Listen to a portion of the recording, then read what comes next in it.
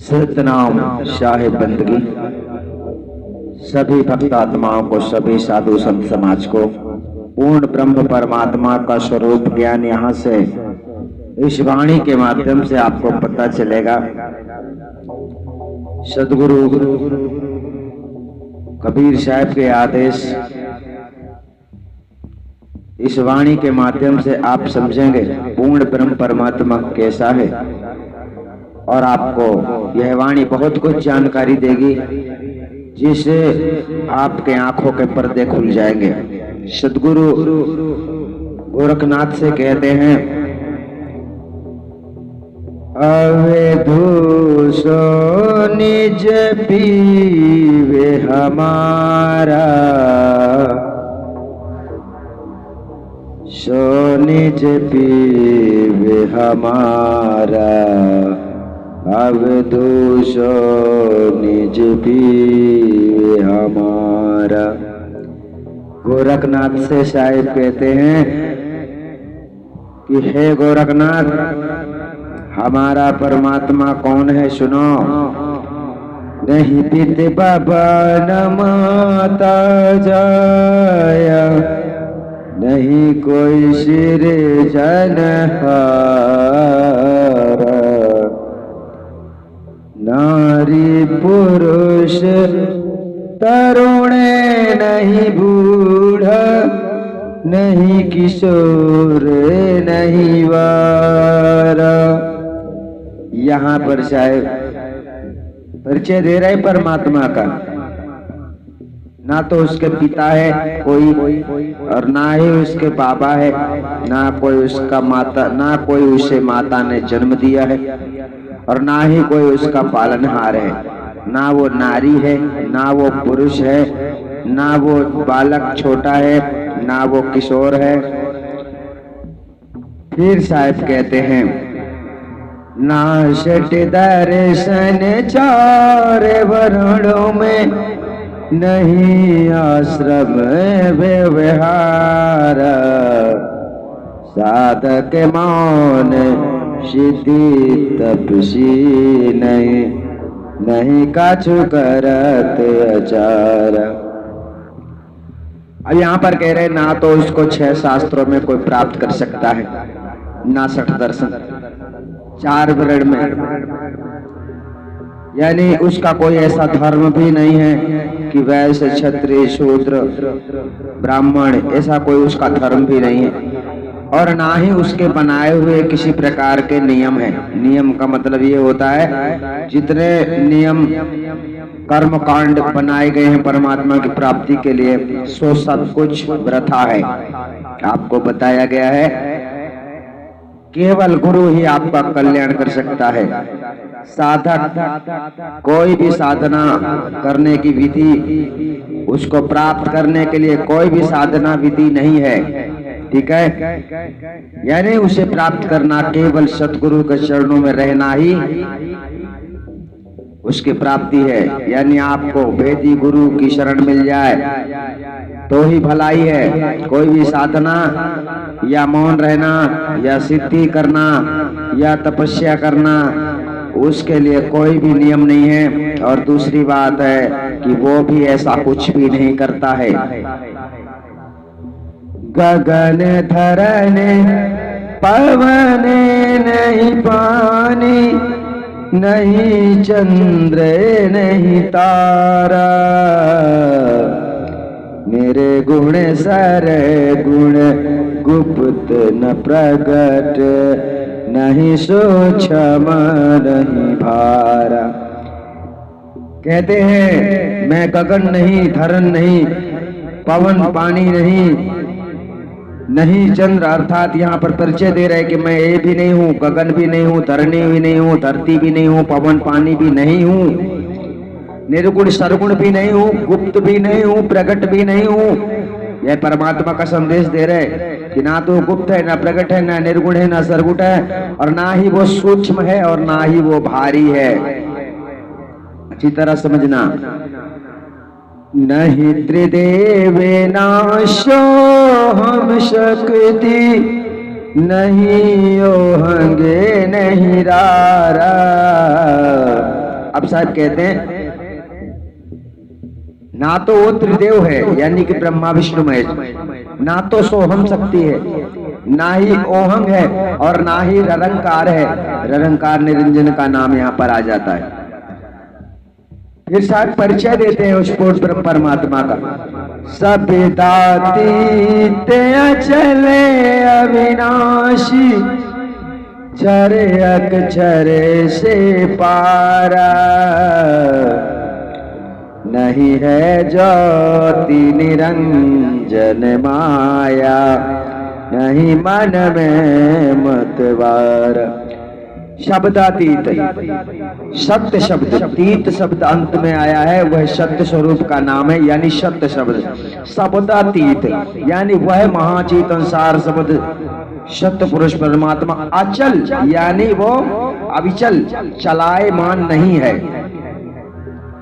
जिस शब्द की धुन आपको सुनने के लिए दुनिया वाले कहते हैं,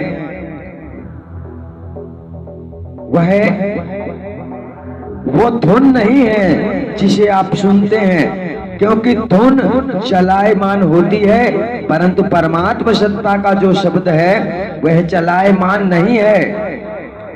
इसलिए इस शब्द को प्राप्त करना अति कठिन है, अति दुर्लभ है। वह शब्द चलायमान नहीं है। साहेब का शब्द यही कह रहा है, शब्दातीत अचल अविनाशी, और फिर कह रहा है क्षर अक्षर से पारा, यानी वो नहीं अक्षर शब्द है। और साहब बता भी रहे हैं कि ना तो वो ज्योति है, यानी ज्योति निरंजन माया, ये ज्योति का प्रकाश जितना भी लोगों को दिखाई पड़ता है ध्यान करने के वक्त, वो सब लोग मन के अधीन हैं, यानी ज्योति पुरुष निरंजन के दर्शन करके ही परमात्मा के दर्शन समझते हैं। यहाँ पर साहेब कह रहे नहीं है ज्योति निरंजन माया, नहीं मन में मतवारा। फिर आगे कहते हैं, आगे और कहाँ लो कहिए, ज्ञान ध्यान से न्यारा, है शन मुख पर तीसत नाही, बिन गुरु सैन असारा। साहब कहते हैं इसके आगे मैं क्या क्या बताऊं और कहां तक बताऊं, वो ज्ञान और ध्यान से न्यारा है। ठीक से समझ लेना, यहाँ पर ज्ञान शब्द किस लिए लगा है, हम आपको बैठ के समझाते रहें परमात्मा के स्वरूप के बारे में, तो आपको नहीं समझना चाहिए। क्यों? क्योंकि हम समझाते रहेंगे और आप समझ जाओगे तो ये सब 52 अक्षर के अंदर आता है। और ध्यान से न्यारा, यहाँ साहिब वही कह रहे कि ध्यान ऑन नहीं करना है, ध्यान से अलग खेल है भाई। तो इसीलिए साहिब कहते हैं भेद कछु और ही है भाई। तो ज्ञान ध्यान से न्यारा है तो ना तो उसे समझने वाली बात है, यानी सामने से आपको कोई समझाता है बैठ के तो वो गलत है, ध्यान करने को बताता है वो भी गलत है। आपको जब तक वह शब्द से परिचय नहीं कराता है, यानी जानकारी नहीं दे देता है कि यही शब्द है, तब तक आपसे अगला आदमी झूठ ही बोल रहा है। और साहेब वही बतला रहे हैं कि है सन्मुख, यानी आपके करीब है, आपके अंतर्घट में विराजमान है, हर जगह पर मौजूद है, परंतु बिना गुरु के सहारे आप देख नहीं सकते उसको। जब तक गुरु नहीं चाहता है तब तक आप उसे नहीं देख सकते हो। बिना गुरु शैन सहारा, कहें कबीर सर्व से न्यारा, जाने कोई जाननहारा। अर्थात इस संसार में आप लोगों को शब्द गुरु के नाम से संसार के लोग भ्रमित करते हैं। आज तक इस संसार में किसी का गुरु शब्द नहीं हुआ है। जब सदगुरु कबीर के गुरु रामानंद हो सकते हैं तो समझना चाहिए कि रामानंद को उन्होंने गुरु इसीलिए बनाया था कि गुरु की परंपरा जगत में खत्म ना हो और सच्चा भेदी गुरु को ही संसार खोजेगा। परंतु उन्हें मजबूरन ही रामानंद को गुरु करना पड़ा, क्योंकि गुरु की मर्यादा को कोई नहीं समझ सकता था और उस समय कोई भी ज्ञानी दूसरा नहीं था धरातल में। इसलिए साहेब ने किसी को भी ज्ञानी स्वीकार किया, लेकिन अपने ज्ञान का प्रचार करने के लिए साहेब ने कड़े से कड़े कसौटी पर गुरु परंपरा मर्यादा को निभाने के लिए कहा। लेकिन कलयुगी मनुष्य गुरु परंपरा को भूल गए हैं, क्योंकि गुरुआ ही पाखंडी हो गए हैं और जब गुरु पाखंडी हो जाएंगे तो शिष्य उन्हें पाखंडी तो समझेंगे ही।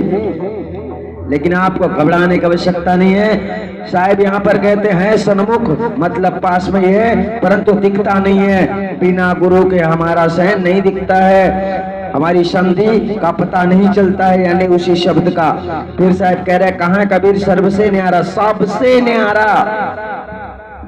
5 तत्व सब 25 प्रकृति 3 गुण एवं अनन्य जितनी सारी चीजें ऊपर से नीचे तक आ गई हैं वो सबसे न्यारा है। ध्यान रहे साहेब गुप्त नहीं है ये भी ध्यान रखना, साहेब प्रकट भी नहीं है ये भी ध्यान रखना।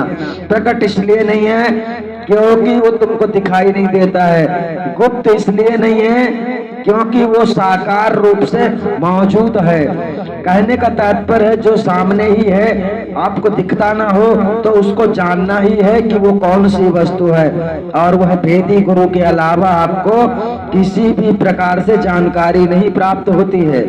इसलिए आपको हृदय से सतगुरु की शरण में जाना चाहिए। आदि अनादि मुक्ति पंथ में जहां पर आपके जीव का कल्याण हो जाता है, दूसरे इस संसार में सभी आपको भ्रमित करने वाले ही हैं, क्योंकि इसकी वाणी उसकी वाणी बोल बोल के और अपनी होशियारी दिखा दिखा कर ज्ञानी बनने का प्रयास करते हैं। लेकिन इस संसार में हम आपको बतला देना चाहते हैं कि साहेब की सच्ची वाणियां जहां तक जिस मुकाम तक आपको पहुंचा सकते हैं, इस संसार का कोई भी ज्ञानी महापुरुष आपको उस ऊंचाई तक नहीं पहुंचा सकता है और सही रास्ता नहीं बतला सकता है। सही रास्ता आपको देने वाली सदगुरु कबीर की वाणी वास्तविक वाणी है जो आपको यहीं से प्राप्त होगी। अगर आपको बीजक नहीं मिल पा रहा, साहिब को ओरिजिनल वाणी पढ़ने को नहीं मिल रही है, तो आपके लिए हम सहायता करने के लिए खड़े हैं। आपको बीजक की PDF भेजकर आपकी अधूरी पढ़ाई को पूरा करेंगे। अगर आप चाहते हैं सच्चे सदगुरु की शरण में जाने के लिए और सच्चा सार शब्द भेद प्राप्त करके सच्चे रास्ते में चलकर अगर मोक्ष होना चाहते हैं, तो आपको संपर्क करना है हमारे नंबर पर, जिससे हम आपको PDF भेज सकें और आपको जानकारी प्राप्त हो जाए।